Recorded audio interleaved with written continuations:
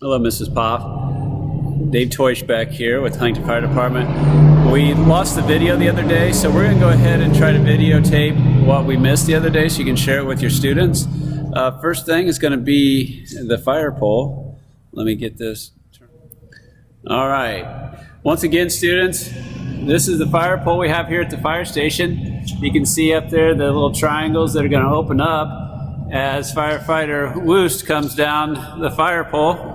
Okay, go ahead. All right.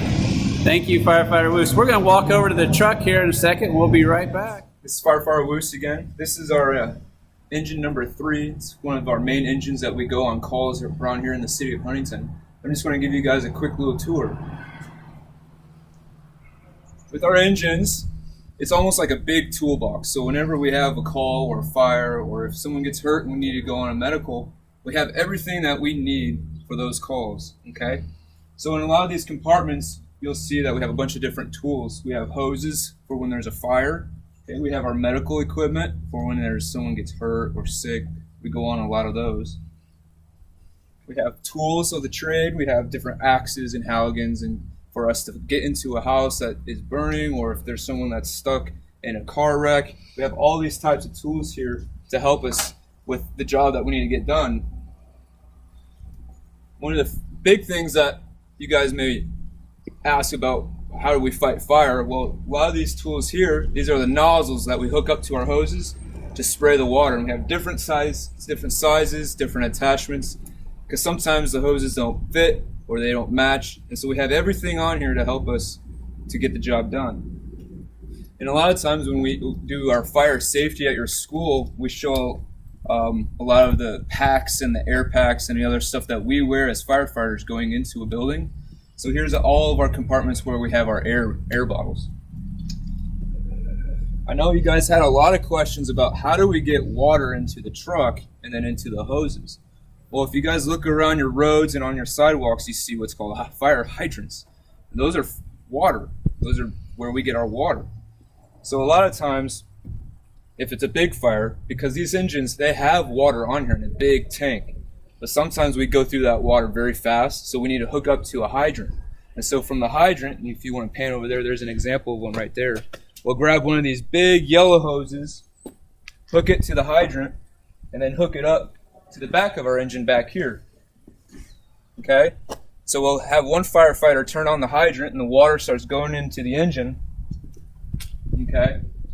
We open up a couple valves and now all that water from the city is now flowing into the engine, right into our pump. And some of the questions were, well, how do we get water from there then to their hoses? Well, this is our pump panel. Okay? In one of those compartments you saw that we had some hoses. Well, it's all color coordinated, so that if a firefighter pulls off a hose, let's say on this left side, and it's the red one, I know that if he needs water, I need to pull this lever, and it goes to the red hose. If the firefighter has the yellow hose, I'll pull this one, and he gets yellow water to the yellow hose.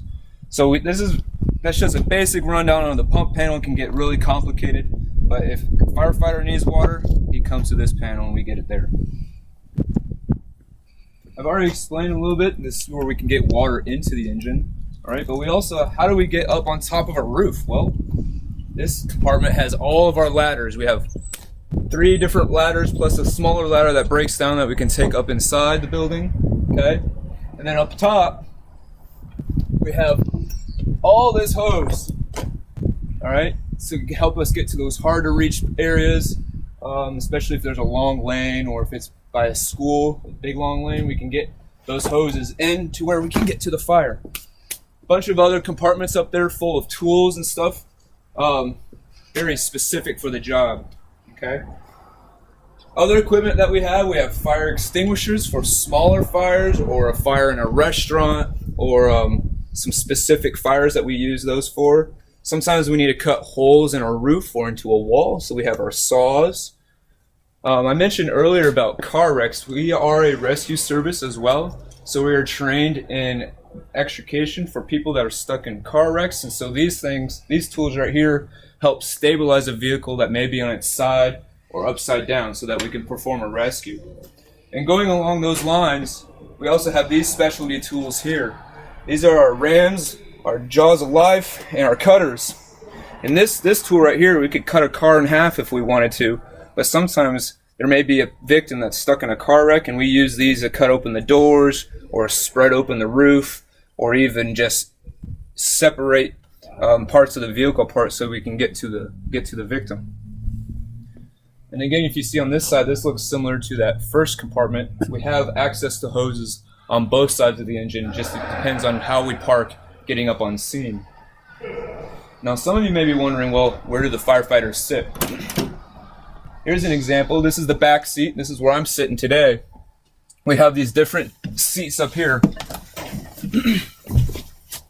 So where we sit right here, and we also have our air packs hooked up right to the back so that we can get ready. So whenever there's a fire call or a medical, we have to get ready very, very quickly. So everything is laid out for us so that we can just jump on and get going. All right, and we see have a bunch of other specialty tools in here, our helmets, thermal imaging cameras. This is pretty much how we get the scene. On all of our crews, we have a hierarchy, right? We have one guy that's in charge. He's going to be our officer, and this is his chair. This is where he sits when we go on scene, go on calls. So the officer's chair, he's got a very important job of making sure we get to where we need to be going. Gives us information in regards to that call that we're going on. So we have a computer, and he mans the radio as well, communicating to dispatch. So that's where he sits. To finish us off, we have a couple more spots. We have our front bumper compartment, so we have more tools that we need on a job, but we also have some more hose. So if you notice, we have hose access on all 4 points of the engine. So no matter where we end up on scene, we can pull off a hose to take care of business. And then one of the other important jobs on the engine is the driver's seat. He's the one that gets us to the job, gets us to scene, gets us there safely. He runs some of the sirens, the horns, but he's also in charge of the pump. He makes sure that he gets water to the guys that are going inside quickly, make sure that there's tools ready for those guys, and he constantly is making sure that they have fresh air, gives them water. Overall, his job is really important in making sure that the job goes smoothly. All right, kids, that's pretty much a quick run through of our engine 3. Stay tuned. We're going to be talking a little bit about Tower 4 here in a little bit. All right, kids. Hey, we're here at Tower 4. Just like our engine, Tower 4 is another important tool for us here at the fire department. And one of the things you'll notice right away is that we have a really big ladder on top. All right, all these other compartments, we have a lot of the similar tools on this tower to do a lot of the same jobs that we can do with engine 3 and engine 1. But like I said, the one big difference is this big ladder. So we have several tall buildings here in Huntington. Also some buildings that are really big, and like a warehouse or a factory. And what this tower allows us to do is to get up to those hard to reach places to perform a rescue or even to fight fire. One of the important things about this tower as well is that we can flow water through it onto the very end. And so I'll just go up real quick. We'll talk a little bit about this, and we'll show you the basket. Get up here. The operator on the tower, he'll make sure he puts some levers and pushes some buttons to make sure that we can operate this thing.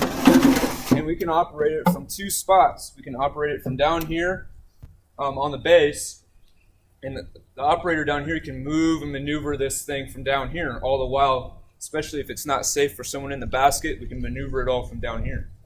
But the other option is we actually send a couple firefighters up the long ladder into the basket, and they can operate it from up there. And like I said, there's a big nozzle on the end of it for us to fight fire real close, but also allows us to access those hard to reach places. So I don't know if you want to hand that up to me. All right, kids. Here we are at the top of the platform now. We have 2 different locations for firefighters to control this tower ladder. Right now we're here at the base of the ladder, and this is one option for us. If it gets a little dangerous or the guys are working on the roof, we can control everything from down here. So we can move it up, down, side to side. We also communicate to them and also control the water curtain and the water that flows out of the bottom of the basket up above. So let's go for a little walk and see it at the end here.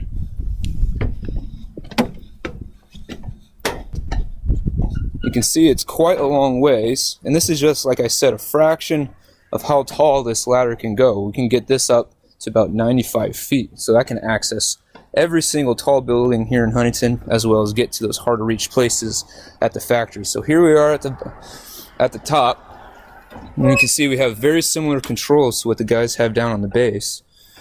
But then also we have tools, we have air hoses, and we have water hoses for us to fight fire from up above here. You can see it's kind of tight, so there's really only enough room here for 2 guys to work. But that's pretty much the extent of our big Tower 4. Thanks for joining us. Mrs. Poff, thank you. I apologize we couldn't do this live, but we did videotape it here for you. Hopefully Firefighter Woost answered all your questions. I think he did a great job explaining the trucks and how they work. And I want to say thank you to all the students that have already sent out some thank you cards to us. We really appreciate that. Thank you and have a good day.